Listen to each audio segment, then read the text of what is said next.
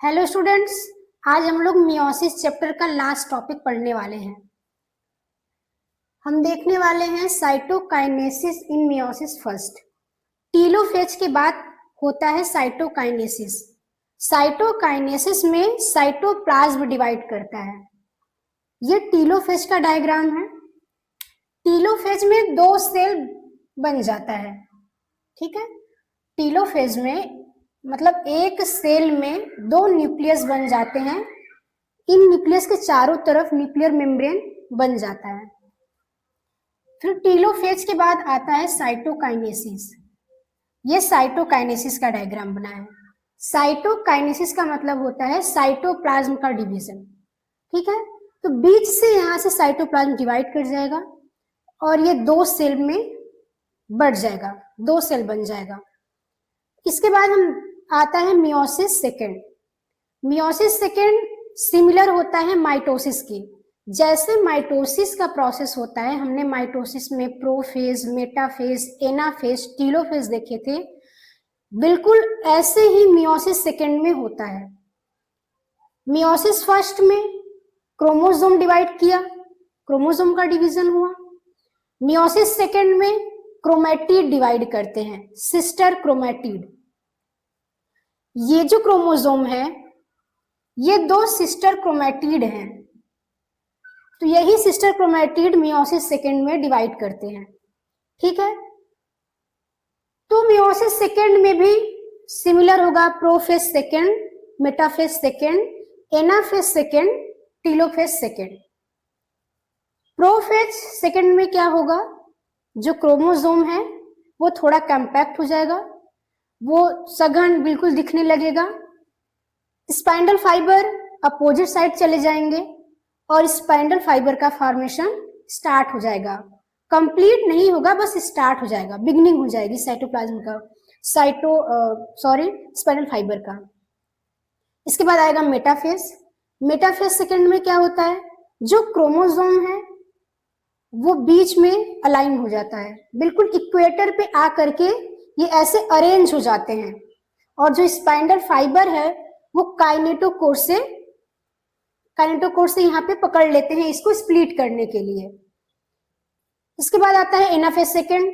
Anaphase second में क्या होगा, स्पाइंडल फाइबर क्रोमोसोम को स्प्लिट कर देते हैं, सेपरेट कर देते हैं, segregation of sister chromatid.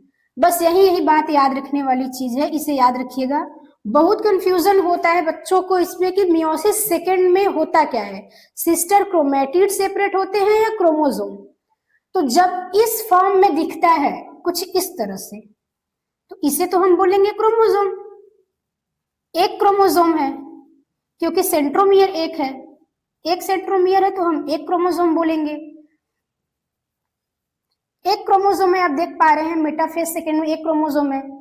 Anaphase second में क्या हो रहा है, यही क्रोमोसोम स्प्लिट कर जा रहा है, टूट जा रहा है और इस तरह से स्ट्रक्चर बन जा रहा है। तो अब यहाँ पे दो सेंट्रोमियर हो गया, ठीक, एक यहाँ एक यहाँ, तो ये दो क्रोमोसोम हो गया। जितना नंबर ऑफ सेंट्रोमियर होता है उतना ही नंबर ऑफ क्रोमोसोम होता है। नंबर ऑफ क्रोमोसोम हम सेंट्रोमियर के नंबर पे काउंट करते हैं, तो यहाँ पे दो सेंट्रोमियर है तो दो क्रोमोसोम हो गया। जब इस तरह से पकड़ा हुआ है तो यहाँ पे है सिस्टर क्रोमैटिड, इसे हम सिस्टर क्रोमैटिड बोलेंगे, सिस्टर क्रोमैटिड। और यही सिस्टर क्रोमैटिड एनाफेज में अब ये स्प्लिट कर गया, टूट गया है, तो ये क्या हो गया, सेग्रीगेशन ऑफ सिस्टर क्रोमैटिड आप बोलेंगे, ठीक है। यही से क्वेश्चन भी आता है एग्जाम में आपके, कोई भी कॉम्पिटिटिव एग्जाम हो तो इसमें यही पूछता है कि मियोसिस सेकेंड में किसका सेग्रीगेशन होता है, क्रोमोसोम का या सिस्टर क्रोमैटिड का। तो आप याद रखिएगा सिस्टर क्रोमैटिड का होता है segregation of sister chromatid.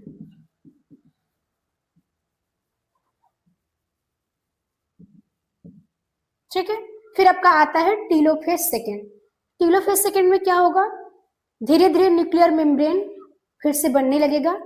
Prophase में न्यूक्लियर मेम्ब्रेन ब्रेक हो गया था, टूट गया था, ब्रेक नहीं होता, डिसअपियर हो जाता है, सेल ऑर्गेनेल्स भी डिसअपियर हो जाता है। यही टीलोफेज में न्यूक्लियर मेम्ब्रेन बनने लगते हैं, स्पाइंडल फाइबर डिसअपियर हो जाता है, और यहाँ पे हम देख पा रहे हैं कि 2 न्यूक्लियस बन गया है टीलोफेज में। इसके बाद क्या होगा, साइटोकाइनेसिस सेकेंड। साइटोकाइनेसिस सेकेंड में फिर से साइटोप्लाज्म डिवाइड कर जाएगा,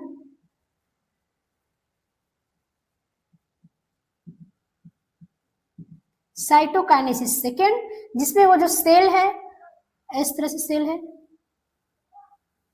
इसमें 2 न्यूक्लियस बन गए हैं, ये क्रोमोसोम है,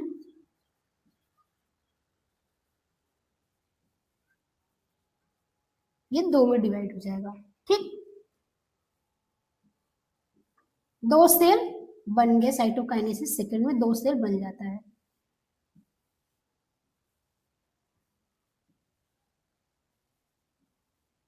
तो हमने यहाँ पे भी एक सेल का ये दिखा है कि एक सेल में हो रहा है, ऐसे ही इस सेल में भी होगा, दोनों सेल डिवाइड करेंगे तो एक से कितना बन गया, मियोसिस सेकेंड में 4, 2 इससे और 2 इससे, सेम ऐसे बन जाएगा, तो 4 सेल बनते हैं, इसे याद रखिएगा।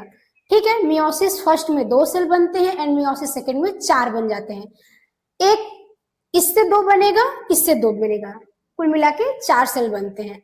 ठीक है, तो इस तरह से हमने बहुत कम समय में 7 लेक्चर में मियोसिस चैप्टर को बहुत अच्छे से देख लिया, कंप्लीट कर लिए हैं। कहीं भी आप लोग को कोई डाउट हो तो कमेंट बॉक्स में लिख दीजिएगा, मैं उसमें आप लोग का रिप्लाई दे दूंगी, या नेक्स्ट जब चैप्टर स्टार्ट करूंगी तो जो भी डाउट रहा पहले उसे क्लियर कर दूंगी। ठीक है, आई होप आप लोग को बहुत अच्छे समझ में आया होगा ये चैप्टर। ठीक है, हम पूरी कोशिश की है आप लोग को समझाने की, कोई डाउट रहा तो उसमें आप कमेंट बॉक्स में लिख दीजिएगा।